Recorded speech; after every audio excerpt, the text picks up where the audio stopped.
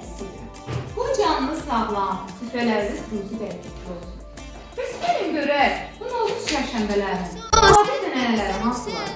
Gəlin tamaşa edin. Novruzda papaq atarlar. Hər bir can dərmanı ver doldurar torbanı. Hər bir can dərmanı ver doldurar torbanı.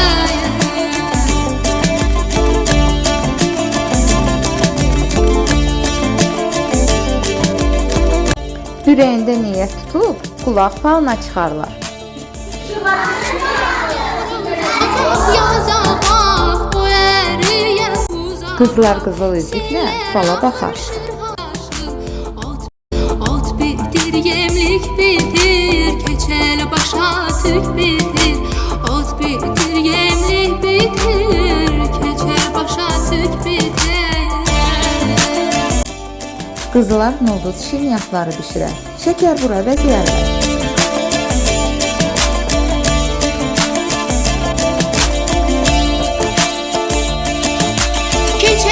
Novruzda püsülülər barışar.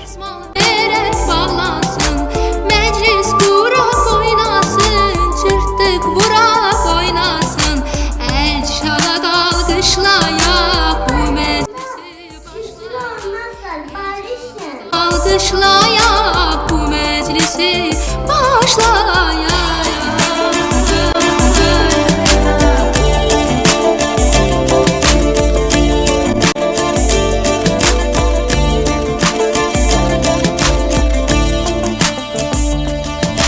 Novruz gəldi, Ot çərşənbəsində tonqalın rəmzi olan şamları yandırmaq da adətlərdəndir. Qönçəsi açıq gülün qönçəsi, bülbülə avaz gəlib, Novruz gəlib, yaz gəlib. Maraqlı adətlərimizdən biri də yumurta döyüşdürməkdir.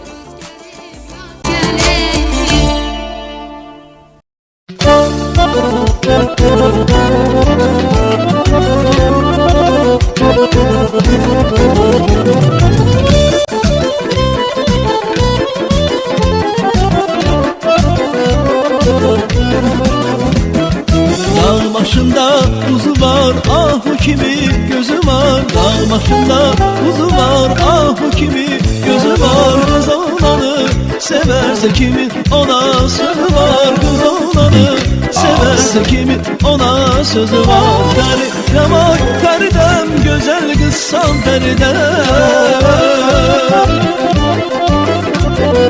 Feridem ay Feridem, güzel kızsan Feridem. Bir bakmısa biri de bak benim güzel Feridem. Bir bakmısa biri de bak benim güzel Feridem. Ay benim güzel yanım, sana çok mu yalvarım? Ay benim güzel yanım, sana çok mu yalvarım? Bir bakmısa birine bak benim güzel Feridem. Bir bakmısa